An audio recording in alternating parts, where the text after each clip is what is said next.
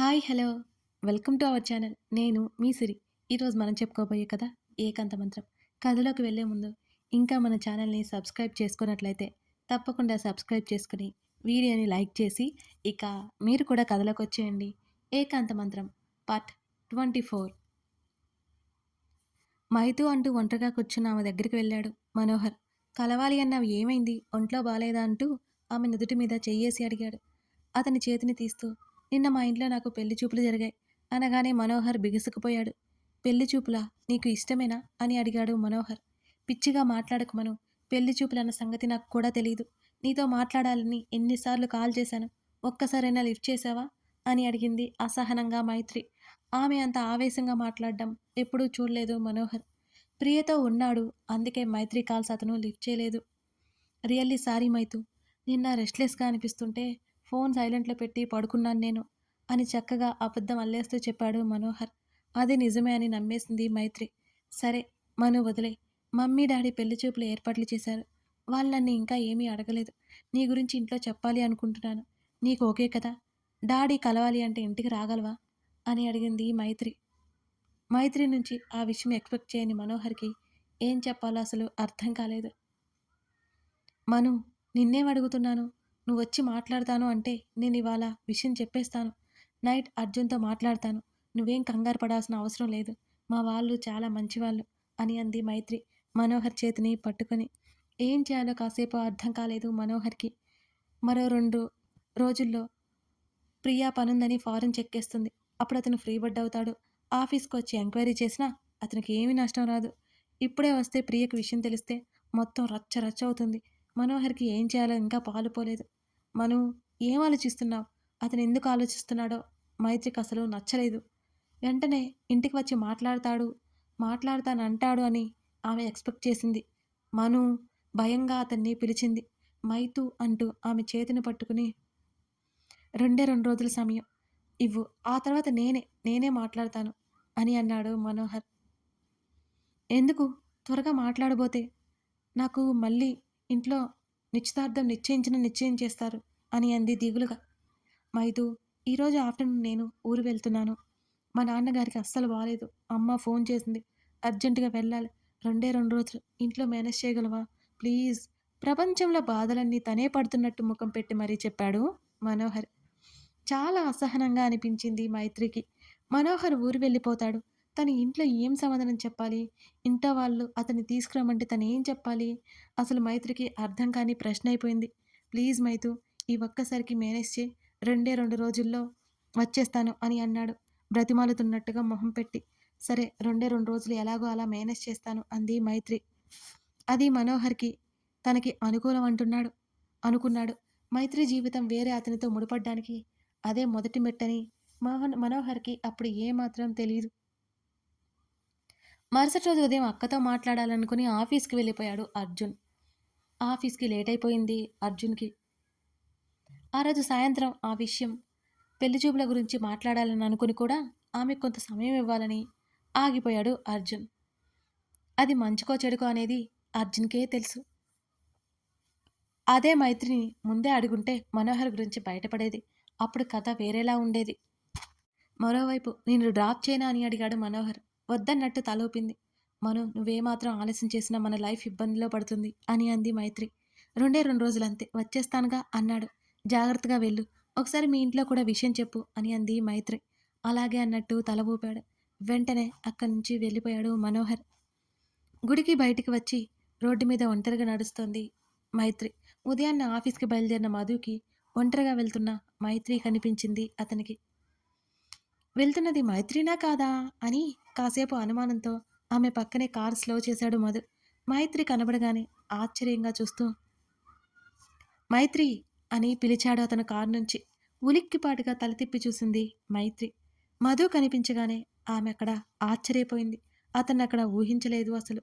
Car పక్కన ఆపి ఆమె దగ్గరికి వచ్చి, మీరేంటి ఇలా నడుచుకుంటూ వెళ్తున్నారు అని అడిగాడు మధు. మనోహర్‌ని చూశాడేమోనని భయపడిపోయింది మైత్రి. ఎందుకంటే గుడికి ఆమె ఉన్న ప్రదేశానికి ఎక్కువ దూరం కూడా లేదు. అదే ఆమె భయం. మైత్రి, మిమ్మల్నే అని అడిగాడు మధు. అది ఫ్రెండ్‌ని కలిసి గుడికి వెళ్ళి వస్తున్నా అన్నది కంగారుగా. ఎందుకంత కంగారు పడుతున్నారు మీరు? అయినా నేను ఎక్కడికి వెళ్లారు అని అడగట్లేదు. నడిచి వెళ్తున్నారేంటి అని అడిగాను. చిన్నగా నవ్వాడు మధు. క్యాబ్‌లో వచ్చాను. కారు తీసుకురాలేదు ఆమె మెల్లిగా చెప్పింది. మైత్రి ఊపిరి పీల్చుకుంటూ. నేను డ్రాప్ చేస్తాను రండి అని అన్నాడు మధు. పర్వాలేదు మీరెక్కడికో వెళ్తున్నారు కదా! వెళ్ళండి. నేను వెళ్ళిపోతానులే అంది మైత్రి. ఆఫీస్‌కి వెళ్తున్నాను. లేట్ అయినా పర్వాలేదు. ముఖ్యమైన పనులు ఏం లేవు. మిమ్మల్ని డ్రాప్ చేసి గాని వెళ్తాను రండి అన్నాడు చిన్నగా నవ్వుతూ. అతని మాట కాదనలేక సరే అన్నట్టు తల ఊపి అతనితో పాటు కారులో కూర్చుంది. ప్రయాణం మౌనంగా సాగుతోంది. మైత్రి ఆర్ యూ ఓకే? అని అడిగాడు మధు. అతని వైపు చూసి బావున్నట్టు తల ఊపింది మైత్రి. ఇబ్బంది పడకండి అని అన్నాడు మధు. సరే అన్నట్టు చిన్నగా నవ్వి ఊరుకుంది. ఇంటి ముందుకు వెళ్ళేసరికి ఒక్కరు కూడా మాట్లాడలేదు మైత్రితో. ఇంటి ముందు కారు దిగింది. లోపలికి పిలవాలా వద్దా అని అర్థం కాలేదు మైత్రికి. పిలిస్తే అతను ఆశ పెట్టుకుంటాడేమో. పిలవకపోతే బాగోదేమో. ఆమెకేమీ అర్థం కాలేదు. అంకుల్ కొడుకు కదా! పిలిస్తేనే బావుంటుంది. లేకపోతే డాడీకి మాట వచ్చేస్తుంది అనుకుని లోపలికి రండి. కాఫీ తాగి వెళ్దురు మెల్లిగా అంది మైత్రి. నో థాంక్స్ మైత్రి. ఆఫీస్‌కి వెళ్ళిపోతున్నాను. టైం అవుతోంది అన్నాడు మధు. ఏం మాట్లాడాలో అర్థం కాక అలాగే అన్నట్టు తల ఊపింది. బాయ్ మైత్రి అన్నాడు మధు. బాయ్ అంది అతని పేరు గుర్తులేక. మధుకర్ కాల్ మీ మధు అని చిన్న నవ్వుతో చెప్పాడు మధు ఆమె గ్యాప్ తీసుకోవడంతో. అలాగే మధుకర్ అంది మైత్రి. అక్కడి నుంచి మధు వెళ్ళిపోయాడు. అదే చిరునవ్వుతో. ఊపిరి పీల్చుకుని ఇంట్లోకి వచ్చింది మైత్రి. హాల్‌లో తల్లి కనిపించగానే ఏం అడుగుతుందో ఏమోనని కాస్త భయపడింది ఆమె. మైత్రి అభిప్రాయం ఏంటో తనే తెలుసుకుంటానని మధు చెప్పడంతో, అందరితో చెప్పడంతో ఎవరు ఏమి ఆమెని ఇప్పటి వరకు అడగలేదన్ వెళ్ళిపోయింది గదిలోకి మౌనంగా. మైత్రిని కంట కనిపెడుతూనే ఉంది అమృత. మధు చూడ్డానికి చక్కగా ఉంటాడు. మంచివాడు కూడా. ఆస్తిపాస్తులు ఉన్నాయి. కానీ మైత్రి ఎందుకు సమకత చూపట్లేదు? ఏదైనా ఉంటే తనే చెప్తుందని మౌనంగా ఉండిపోయింది అమృత. కూతురిని ఎక్కువ ఇబ్బంది పెట్టకుండా. ఆ రోజు సాహితి కాలేజ్ నుంచి ఇంటికొచ్చింది. అలా ఫ్రెష్ అయ్యి బెడ్ మీద కూర్చోగానే అర్జున్ నుంచి ఆమెకి కాల్ వచ్చింది. ఆ రోజు అర్జున్ మైత్రి ఆట పట్టించిన దగ్గర నుంచి అర్జున్‌తో మాట్లాడలేదు తను. తెలియని బిడియంతో ఆమె ఆగిపోయింది. అర్జున్‌కి ఎక్కడ విషయం తెలుస్తుందో అని. అతను కాల్ చేస్తాడనుకోగానే సంతోషం ఉప్పొంగింది ఆమెలో. కాల్ లిఫ్ట్ చేసింది. బెడ్ మీద వెనక్కి పడిపోయి ఫోన్ చెవి దగ్గర పెట్టుకుంది. సాహి అతనిలా ఎవరూ పిలవలేరేమో. ప్రతిసారి అలాగే పిలుస్తాడు భలే అందంగా, మృదువుగా. బహుశా ఆమెకే అలా అనిపిస్తుందో లేక అతడే అలా పిలుస్తాడో సాహితీకి తెలియదు. హ్మ్. అర్జున్ మెల్లిగా అంది. కోపంగా ఉన్నావా నా మీద? అని అడిగాడు అర్జున్. హుహు. అదేం లేదు అంది సాహితి. మరి కనీసం కాల్ కూడా చేయట్లేదు? అని అర్జున్ అన్నాడు. నీ మీద కోపం ఎందుకు అర్జున్? అని మెల్లిగా అడిగింది సాహితి. లేదా అయితే? అని అన్నాడు అర్జున్. హుహు. లేదు. నీ మీద ఎప్పటికీ కోపం రాదు కూడా. నిజమా? ఆ! నవ్వింది. సాహి నీతో ఒక విషయం చెప్పాలి అని అర్జున్ అనగానే ఏంటది అర్జున్? చెప్పు. మధు గుర్తున్నాడా? హా! You know Arjun. మధు చాలా మంచివారు. నాకు బాగా నచ్చారంది ఎక్సైట్ అయిపోతూ. అంటే అని అడిగారు. అంటే నాకు అన్నయ్య ఉంటే అలా ఉంటాడు. చాలా సార్లు మాట్లాడాను తెలుసా? నంబర్ కూడా ఉంది నా దగ్గర అని సంతోషంగా అన్నది. ఓహ్! అదే అంటున్నా. మధు చాలా మంచివాడు. మైతుకి, మధుకి పెళ్లి చేస్తే బావుంటుందని డాడీ అభిప్రాయం అని అన్నాడు అర్జున్. అర్జున్ అంత ముఖ్యమైన విషయం తనతో చెప్తుంటే సంతోషంగా అనిపించింది సాహితికి. సాహి నువ్వేమంటావు అని అడిగాడు. అర్జున్ అంది మెల్లిగా. చెప్పు. మైతు మైతు ఏమంది అని అడిగింది. ఇంకా ఏమీ అడగలేదు నేను. డెసిషన్ తీసుకోవడానికి టైం కావాలి కదా సాహి అని అన్నాడు అర్జున్. అర్జున్ మధు బ్రదర్ మంచివారు. మైతుని ఒప్పించు. మన మైతు హ్యాపీగా ఉంటుంది. నాకు ఇదే అనిపించింది అంది. సాహితీ మాటలు కొత్తగా ఉన్నాయి అర్జున్‌కి. అర్జున్ ఉన్నావా? అని అడిగింది సాహితి. తన్ని బలవంత పెట్టలేను సాహి. మైతుకి బెస్ట్ ఇవ్వాలని మధుని సెలెక్ట్ చేశాం. తనిష్టమిక. మధుని పెళ్లి చేసుకుంటే బావుంటుందని నాకనిపిస్తుంది కానీ, మైతు మనసులో ఏముందో అయినా నీకు ముందే చెప్తుంది కదా! అని అన్నాడు అర్జున్. నేను కాలేజీకి వెళ్ళొచ్చాను. ఇంకా మైతుని కలవలేదు. నేను మాట్లాడతాను అంది సాహితి. జస్ట్ అడిగి చూడు అంతే అన్నాడు. హా! సరే.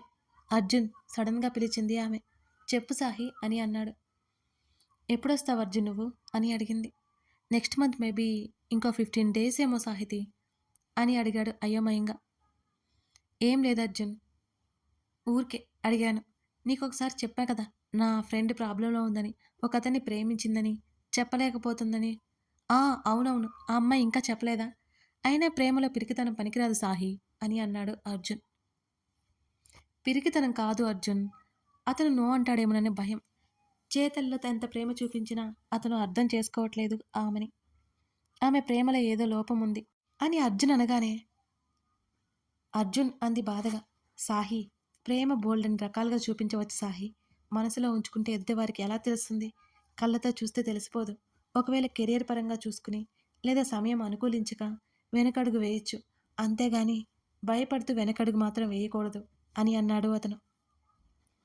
చెప్తాను తనతో అంది. ఆ అమ్మాయికి ఏమాత్రం ధైర్యం లేదు. ఆలస్యం కూడా ప్రమాదం సాహీ అని అన్నాడు అర్జున్. అర్జున్, అతను లేకపోతే తనకి మనుగడే లేదు అంది ఉద్వేగంగా.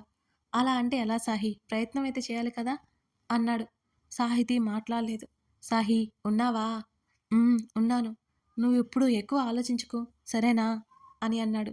"ఉమ్, సరే. ఇక ఉంటాను." అన్నది సాహితి. కాల్ కట్టయింది. సాహీ, నీతో మాట్లాడాలి మెసేజ్ చేసింది మైత్రి. వస్తున్నా. గబగబా రెడీ అయ్యి కాలేజీకి వెళ్ళడానికి టైం చూసి మైత్రి వాళ్ళ ఇంటికెళ్ళింది సాహితి. తలుపు లాక్ చేసి సాహితితో పాటు బెడ్ మీద కూర్చుంది మైత్రి. ఏమైంది అని అడిగింది సాహితి కంగారు పడుతున్న మైత్రిని చూస్తూ. సాహి, నిన్న నిన్న మధు గారు వచ్చారు.